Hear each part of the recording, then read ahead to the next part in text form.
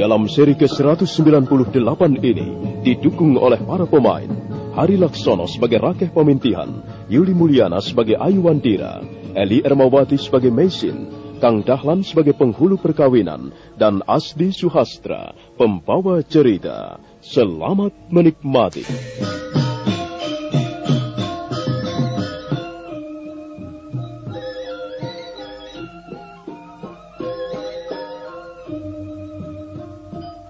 Hari itu, Mesin dan Ayu Wandira menghadiri upacara mahar atau tukon yang diselenggarakan di rumah kediaman Wali Kadep.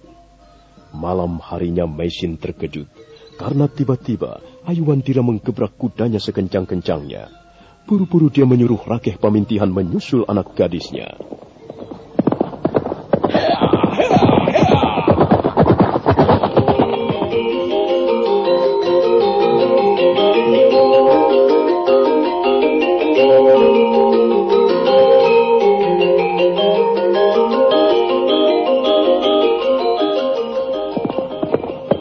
Ayu Wandira menggebrak kudanya dan binatang itu berlari kencang menembus gelapnya malam.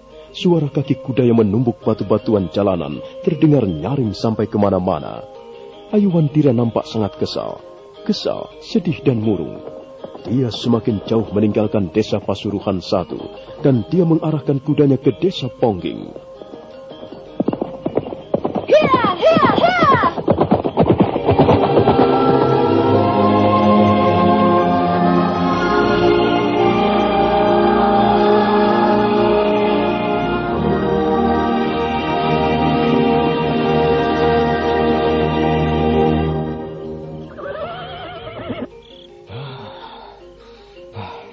Kemana bocah itu perginya?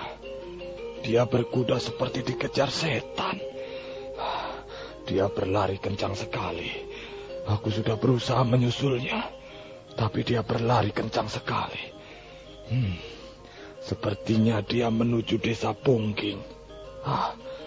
Apa yang akan dilakukan anak itu? Ayu Wandira. Anak itu memang aneh sekali. Akhir-akhir ini dia tidak nampak gembira. Dia seringkali kesal pada ibunya.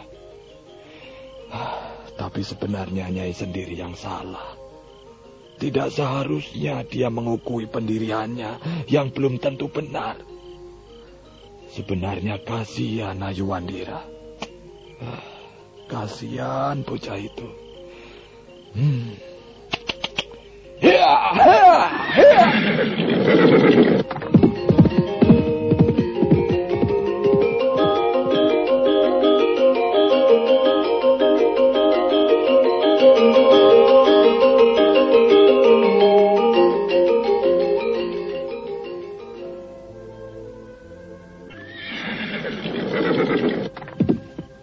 Mengapa Bapak Rakeh mengikuti saya? Pulanglah, Ayu, pulanglah. Kau mau pergi kemana malam-malam begini? Aku hanya ingin berjalan-jalan, Bapak Rakeh. Kau bisa berjalan-jalan besok pagi. Jangan malam-malam seperti ini. Berbahaya, Ayu. Sepertinya Bapak Rakeh Pemintihan belum mengenal siapa saya. Saya sudah biasa hidup penuh bahaya. Jangan begitu, Ayu. Itu namanya kau sombong. Orang sombong itu tidak baik. Sudahlah, ayo pulang. Kasihan itu ibumu. Tidak, Bapak Rakeh. Saya tidak mau pulang. Begini, Ayu. Aku ini disuruh ibumu menyusulmu. Aku disuruh membawamu pulang. Saya tidak mau pulang. Lebih baik Bapak Rakeh pulang sendiri. Nanti kalau saya ingin pulang, saya akan pulang. Bapak Rakeh tidak bisa memaksa saya. Jangan begitu, Ayu. Jangan begitu. Itu namanya kau membuat susah orang tuamu. Kalau kau mempunyai persoalan, kau bisa membicarakan dengan ibumu. Atau kau bisa minta pertimbangan-pertimbangan kami, orang-orang yang lebih tua. Jangan bertindak semau-maumu begitu. Itu tidak baik, Ayu. Sudahlah, ayo kita pulang. Ayo kita bicara baik-baik dengan ibumu di rumah. Tidak, Bapak Rakeh. Saya tidak mau pulang. Kalau tidak mau pulang, Mau kemana kamu itu? Saya mau ke desa Pongging. Hah? Mau apa kau ke desa Pongging? Ya? Pongging itu masih jauh dari sini. Mungkin masih ada 20 pal jaraknya. Kalau kau ingin berjalan-jalan ke Pongging, carilah waktu yang baik. Saya tidak ingin berjalan-jalan. Saya mempunyai urusan, dan saya harus menyelesaikannya malam ini juga. Maaf, Bapak Rakeh, saya mau lewat. Jangan Ayu. Jangan nekat seperti itu. Kau harus pulang sekarang. Ayo pulang. Kalau Bapak Rakeh tidak mau minggir, saya terpaksa melawan. Maaf, Bapak Rakeh. Ayo. Jangan Ayu. Jangan Ayu, jangan. Jangan berbuat seperti itu. Aduh, aku ini orang tua. Kau sudah aku anggap seperti anakku sendiri. Aduh, mengapa kau tidak mau menuruti kata-kata orang tua? Apakah orang tua selalu berbuat bijaksana untuk anaknya, Bapak Rakeh? Belum tentu kan? Iya. Aku tahu kau mempunyai persoalan dengan ibumu. Tapi ya, Boya jangan lalu nekat seperti ini. Ayolah, kita pulang. Aku akan membantumu berbicara di depan ibumu. Tidak. Ya? Tidak, Bapak Rakeh. Aku tidak mau pulang. Aduh. Aku tidak mau pulang.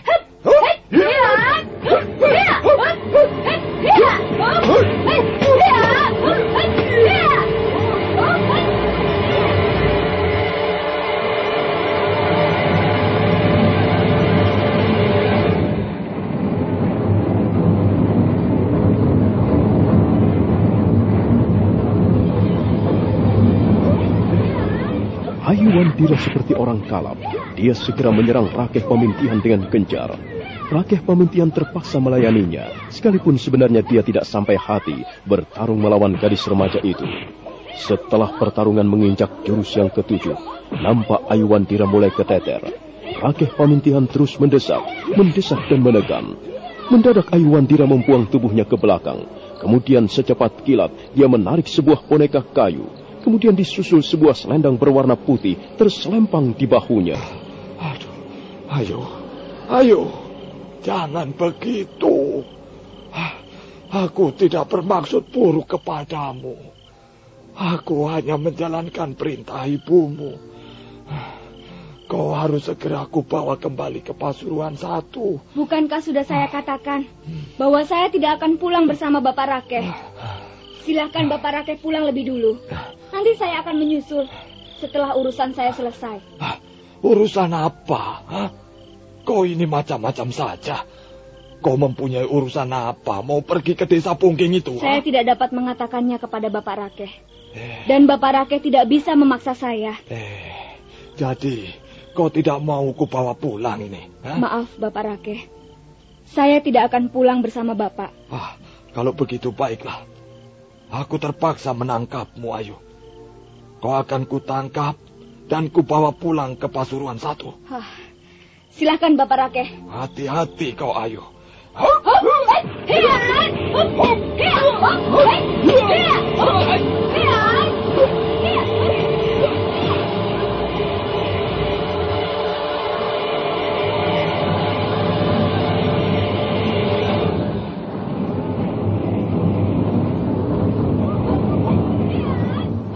Semula Rakeh Pamintihan tidak bersungguh-sungguh menyerang Ayuwandira, tapi dia menjadi sangat penasaran karena rupanya sekarang Ayuwandira mengeluarkan jurus-jurus andalannya.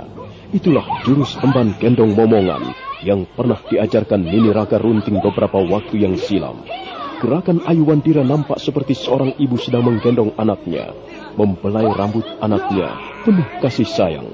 Sekalipun nampaknya gerakan itu lamban, tapi ternyata sukar sekali untuk ditembus dengan berbagai macam serangan. Bahkan sekarang, Rakeh Pamintihan nampak mulai keteter. Ayuwandira terus melambai-lambaikan selendang putihnya sambil menggendong golek kayu mandala. Suatu saat, Rakeh Pamintihan lengah. Golek kayu mandala menyambar punggungnya.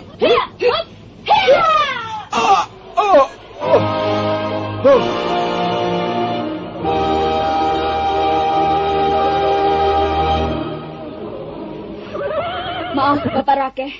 Aku tidak bermaksud menyakiti Bapak Rakeh. Aku hanya ingin ke desa Pongging. Aku ingin bertemu dengan Bapak penghulu perkawinan. Ada sesuatu yang ingin kutanyakan pada beliau. Maaf, Bapak Rakeh. Maaf kalau terpaksa saya berbuat kasar kepada Bapak. Hiya, hiya, hiya!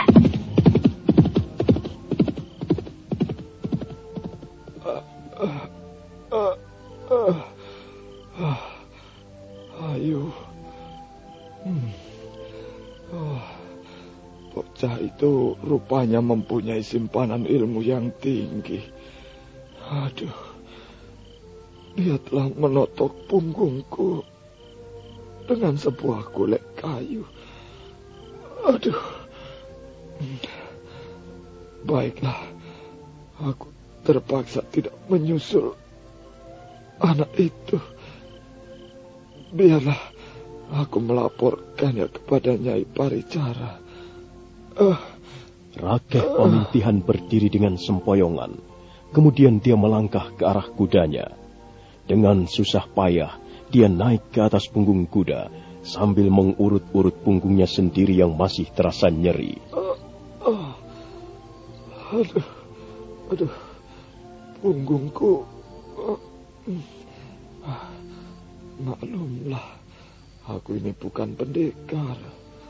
Sudah lama sekali aku tidak berhubungan dengan perbuatan yang keras. Aduh, aku kewalahan. Benar-benar kewalahan melayani bocah itu.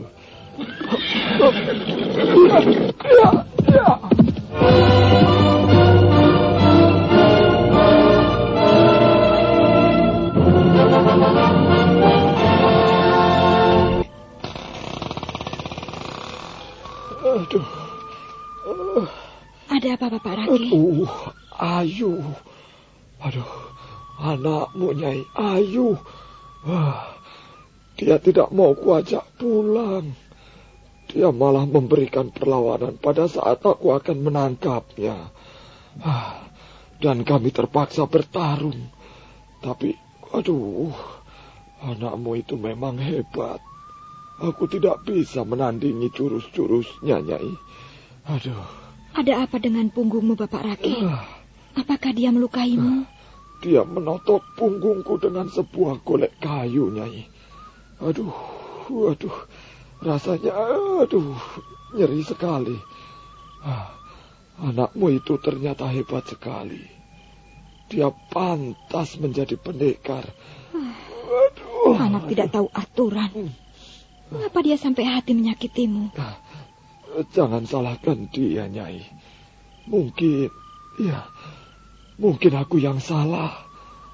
Seharusnya aku tidak berbuat kasar padanya. Seharusnya aku terus berusaha membujuknya agar mau kubawa pulang.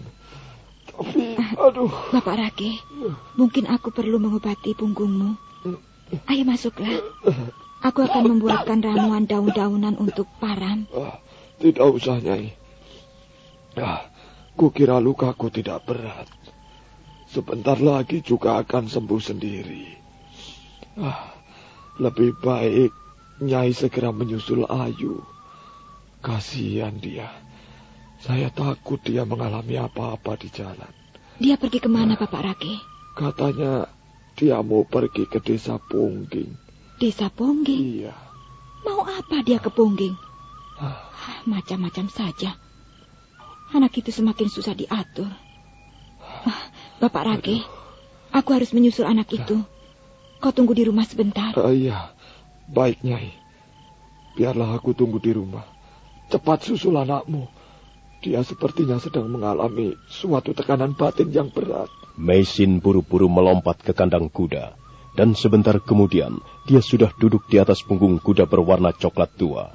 Rambutnya berkibar tersapu angin malam yang mengalir turun dari lereng-lereng bukit. Aku pergi dulu, Bapak Rakeh. Iya, Nyai. Cepat susul anakmu. Kasihan dia. Iya.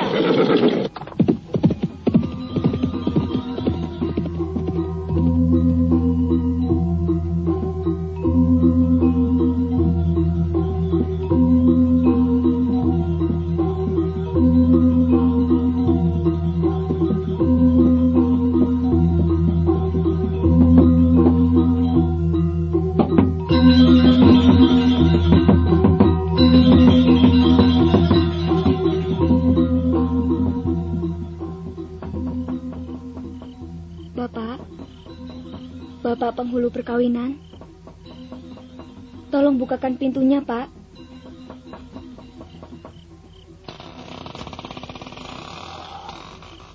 Siapa kau ini?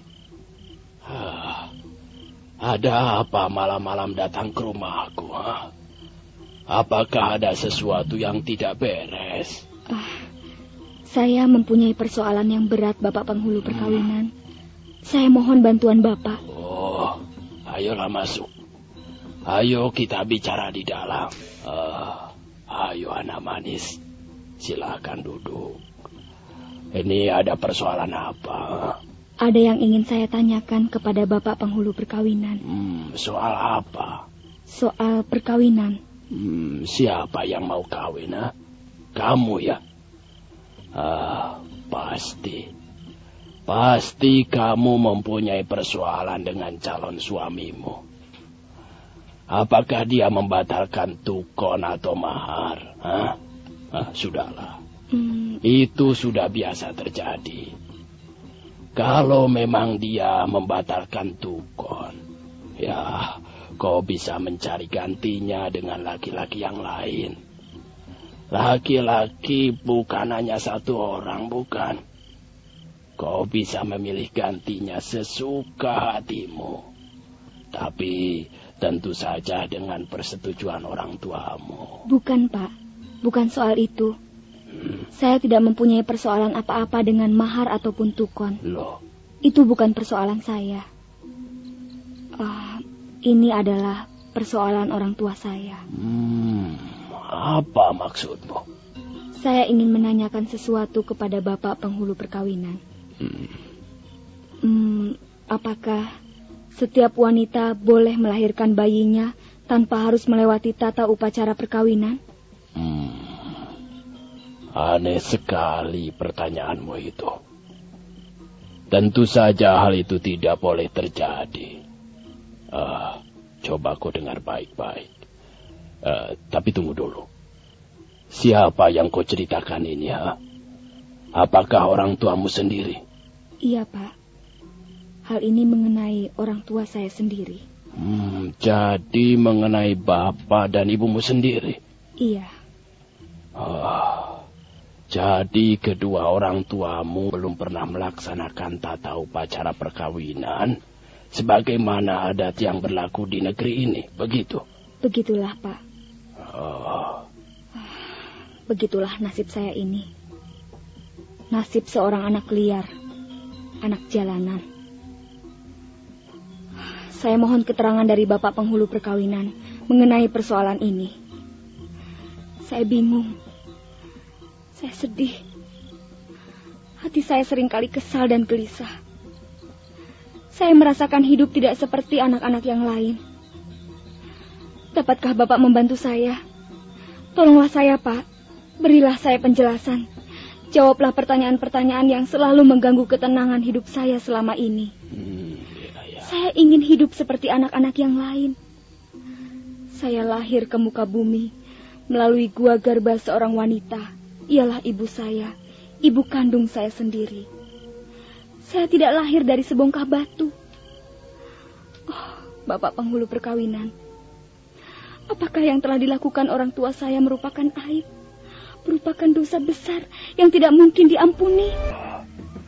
Jadi, apa yang baru saja kau bicarakan ini tadi sebenarnya menyangkut kedua orang tuamu sendiri, Benar, Bapak penghulu perkawinan. Apa yang baru saja saya tuturkan adalah mengenai dua orang tua kandung saya sendiri. Apakah kedua orang tuamu masih hidup semuanya? Masih, Pak. Sayang sekali. Mengapa dua orang tuamu sampai menempuh jalan sesat yang dikutuk para dewa? Sayang sekali. Lalu bagaimana dengan pertanyaan saya, Pak? Apakah saya ini dapat dianggap sebagai anak dalam arti yang sesungguhnya? Apakah saya mempunyai orang tua dalam arti yang sesungguhnya? Dengar baik-baik. Kalau kau memang ingin tahu soal ini, ada beberapa macam perkawinan. Pertama, perkawinan Brahma. Kedua, perkawinan Daiwa. Ketiga, perkawinan Arsa. Keempat, perkawinan Gandharwa. Kelima, perkawinan Prajapatya. Keenam, perkawinan Asura. Ketujuh, perkawinan raksasa. Dan kedelapan adalah perkawinan Paisaca. Apa yang telah dilakukan oleh orang tua laki-lakimu kepada orang tua perempuanmu tergolong perkawinan Paisaca, perkawinan tingkat yang paling rendah. Perkawinan Paisaca ialah di mana pihak perempuan dilarikan waktu sedang tidur, dalam keadaan pingsan atau mabuk oleh laki-laki yang tidak dicintainya. Bagaimana? Apakah soal ini sudah cukup jelas? Iya, Pak. Sepertinya sudah cukup jelas. Perkawinan Paisaca tentu saja tidak dapat digolongkan sebagaimana perkawinan yang layak dilakukan oleh manusia biasa. Perkawinan itu jelas tidak sah. Si laki-laki tidak dapat disebut suami, sedangkan si perempuan tidak dapat disebut sebagai istri. Mereka bukan suami istri yang sah. Jika perhubungan mereka akhirnya membuahkan seorang anak, maka anak itu pun tidak bisa disebut sebagai anak. Anak yang tidak sah. Anak yang tidak diakui keberadaannya. Ya, memang sayang sekali. Sayang sekali kalau sampai ada perkawinan seperti itu. Jadi, ya, begitulah jawabanku. Kau tidak pernah mempunyai ibu. Kau juga tidak pernah mempunyai seorang bapak. Sedangkan kau sendiri dianggap tidak pernah ada. Nah, jika persoalan ini sampai diketahui oleh pemerintah Majapahit, maka akibatnya akan menjadi sangat berat. Orang tua laki-lakimu bisa dihukum pancung. Sedangkan orang tua perempuanmu harus menebus dosa-dosanya dengan mengasingkan diri. Dan kau sendiri tidak boleh tinggal di tengah-tengah masyarakat. Kau harus pergi ke tengah-tengah hutan. Karena kau tidak pernah dianggap ada. Ya, sayang sekali. Sayang sekali mengapa kau harus lahir ke muka bumi dengan cara seperti itu. Aku tidak bisa berbuat apa-apa. Kecuali dua orang tuamu mau memperbaiki kesalahan-kesalahannya di masa lalu. Nah, bagaimana? Kau sudah puas mendengar jawaban-jawabanku tadi? Iya. Iya, Bapak penghulu perkawinan. Terima kasih atas penjelasan-penjelasan Bapak. Sekarang saya mohon diri.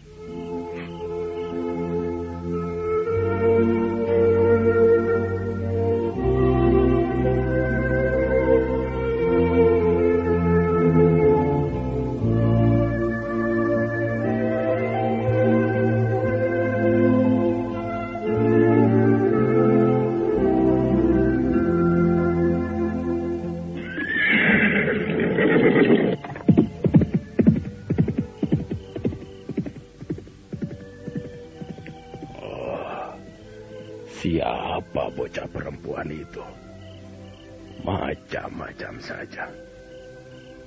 Tapi sebenarnya bocah itu mempunyai nasib yang pantas diperhatikan. Kasihan. Dia menjadi korban perbuatan dosa yang telah dilakukan orang tuanya.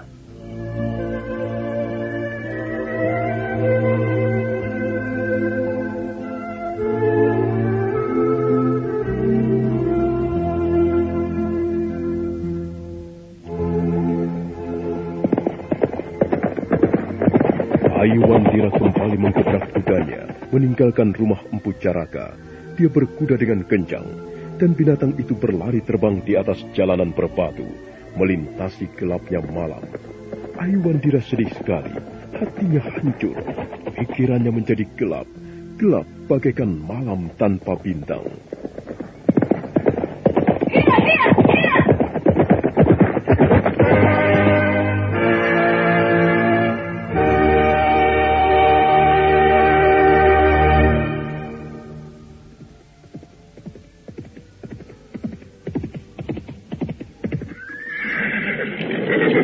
Ayu Wandira buru-buru menarik tali kekang kudanya, dan binatang itu berhenti di tengah-tengah jalan.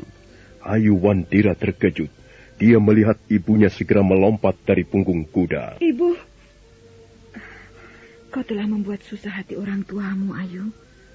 Apa yang kau lakukan di sini? Mengapa kau tidak pulang bersama Bapak Rakeh Pamintihan? Ibu, sekarang aku sudah puas. Aku sudah memperoleh jawaban dari pertanyaan-pertanyaan yang selama ini mengganggu ketenangan hatiku. Aku tidak mengerti apa yang kau maksudkan, anakku. Pertanyaan-pertanyaan apa?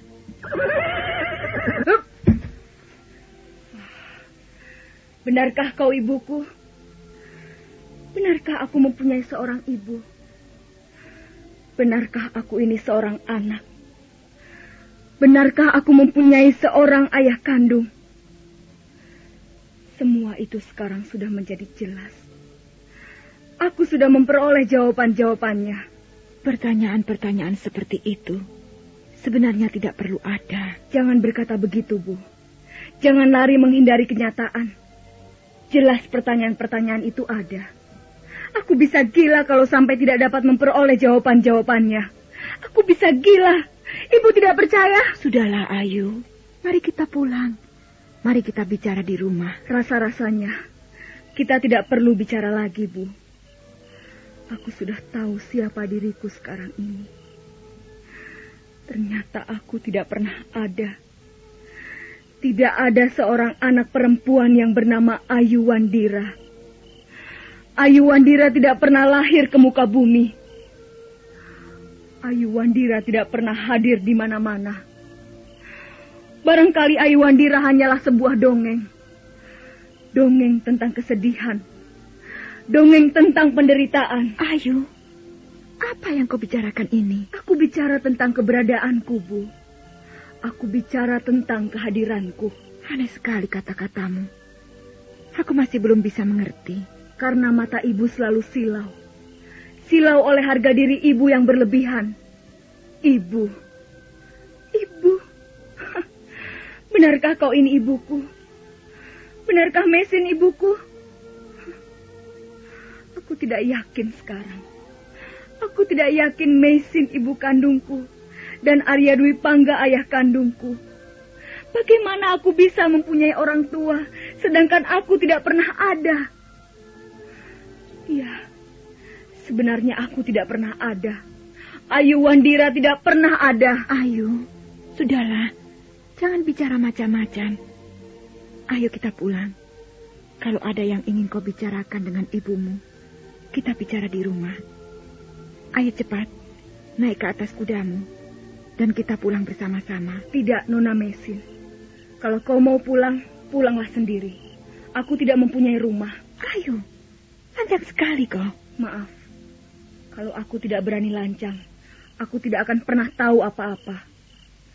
Selama ini aku telah dibodohi kenyataan. Aku menganggap kau ibu kandungku. Tapi nyatanya, tidak. Mesin bukan ibu kandungku. Bahkan sekarang, aku tidak kenal siapa itu Mesin. Ayu, mengapa kau berkata seperti itu pada ibumu sendiri? Aku ibumu. Kau tidak mempunyai ibu yang lain. Aku memang tidak mempunyai ibu ataupun bapak. Aku tidak mempunyai orang tua. Itulah kenyataannya.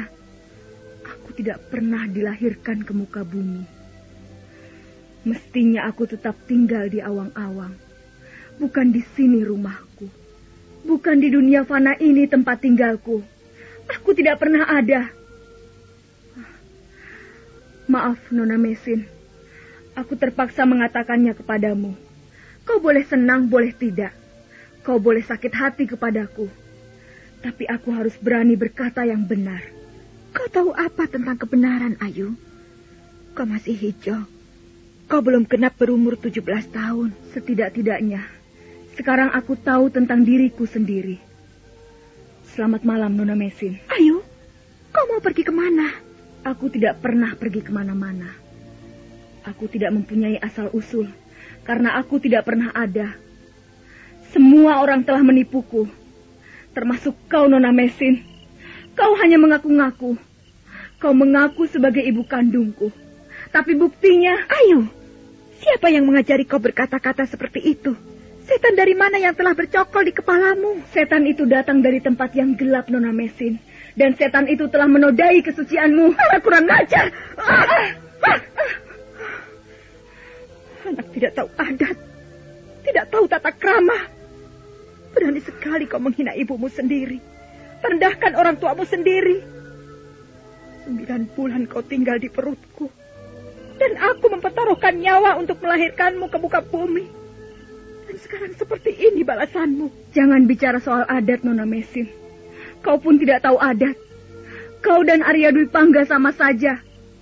Arya Dwi Pangga seperti binatang buas. Dan kau seperti seorang bidadari yang seolah-olah tidak pernah punya dosa. Kau hebat, Nona Mesin. Tapi kau mempunyai kekurangan yang besar. Kau hanya hidup untuk memuja dirimu sendiri. Kau memang ternama.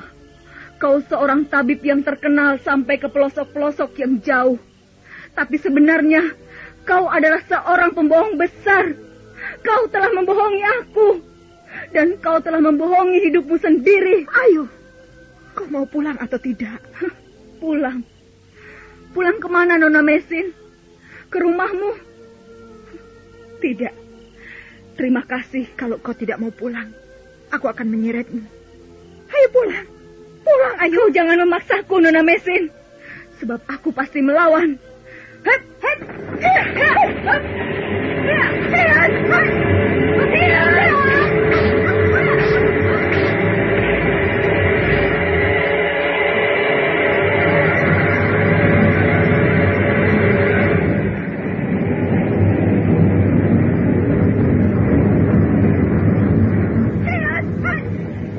Ayu Wandira langsung menyerang.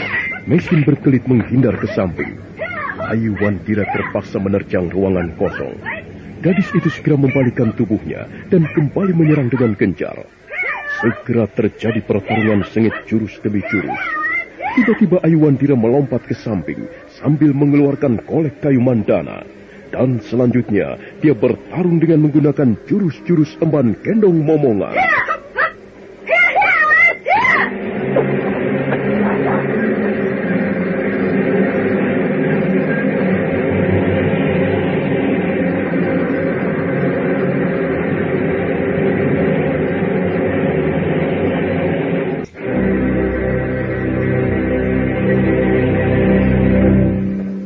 Mesin menjadi kerepotan karena jurus-jurus emban kendong momongan. Jurus itu bagaikan jurus seekor burung elang yang melindungi anaknya dari ancaman bahaya. Ujung selendang Ayu Wandira mematuk ke kiri dan ke kanan. Mesin menjadi kalang kabut. Akhirnya dia terpaksa mengeluarkan ilmu bela diri yang pernah diajarkan Tabib Wong kepadanya beberapa tahun yang silam. Ilmu itu bernama ilmu bejo, ilmu keberuntungan. Mesin memejamkan matanya, kemudian memasrahkan jiwa raganya kepada Sang Pencipta. Selanjutnya Mesin bergerak menghindari serangan Ayu Wandira di bawah tuntunan hati nuraninya yang bersih dan suci. Dengan mudah dia dapat meloloskan diri dari sergapan putrinya. Ayu Wandira menjadi kesal, dan semakin lama tenaganya semakin melemah. Mesin tidak sampai hati melihat keadaan putrinya.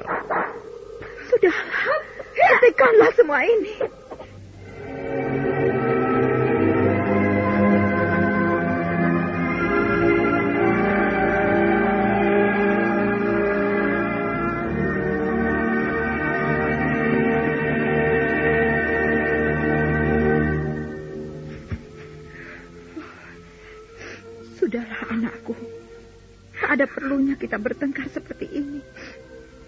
Jangan membuat hati ibumu menjadi sedih.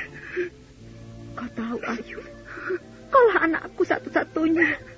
Kaulah harapan hidupku satu-satunya. Benarkah? Benarkah aku anakmu, Nona Mesin? Ayu, kata-katamu jahat sekali, kata-katamu itu. Kata-katamu membuat hatiku hancur. Ayu, tak seorang pun bisa menyangka bahwa kau anakku. Sekalipun para dewa, kau anakku. Kau pernah tidur di rahimku 9 bulan lamanya. Ibu, kalau ibu tidak bersedia memenuhi keinginanku, lebih baik aku mati saja. Lebih baik aku tidak pernah hadir ke muka bumi ini.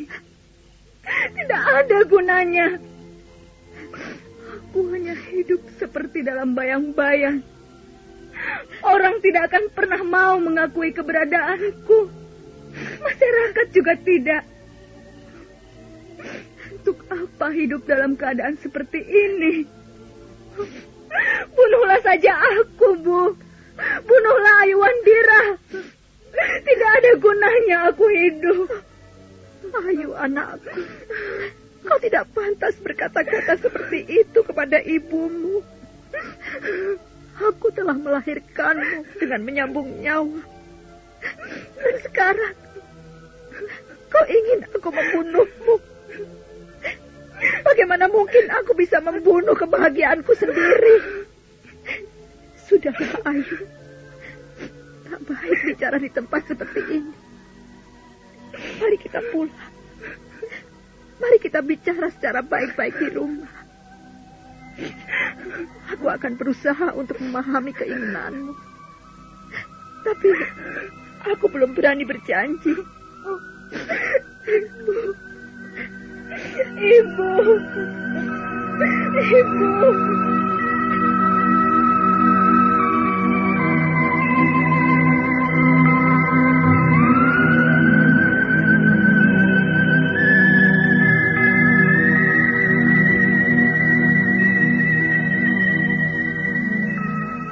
Hari berikutnya, Ayu Wandira sakit, badannya panas, dan dia sama sekali tidak mau keluar dari ruangan biliknya. Mesin menjadi sangat cemas. Bagaimana, Nyai? Hah? Dia tidak mau membuka pintu, Bapak Rake. Rupanya dia sudah tidak sudi lagi bertemu dengan ibunya. Kalau begitu, coba biarlah saya yang membujuknya, Nyai. Ayu. Ayu, buka pintunya, Ayu. Lihatlah, sejak tadi ibumu berdiri di depan pintu. Ibumu ingin bicara denganmu, Ayu. Buka pintunya. Sudahlah, Bapak Rake. Dia tidak akan mau mendengarkan kita. Nyai harus berbuat sesuatu. Kasihan anakmu. Kalau dia sakit, dia harus segera diobati. Dia bisa nekat, Nyai. Bagaimana kalau sampai dia nekat dan melakukan hal-hal yang tidak-tidak? Bukankah Nyai sendiri yang akan susah? Kalau begitu, dobrak saja pintunya, Bapak Rake. Dia tidak akan mau membuka pintu. Sejak tadi aku mengetuk-ngetuk, tapi dia tetap tidak mau membuka pintu. Dobrak saja pintunya, Bapak Rake. Ya. Baiklah, Nyai. Anakmu itu kalau mempunyai kemauan, sukar dibelokkan. Hatinya sekeras batu. Baiklah, kita memang harus mendobrak pintu ini. Coba, minggirlah, Nyai.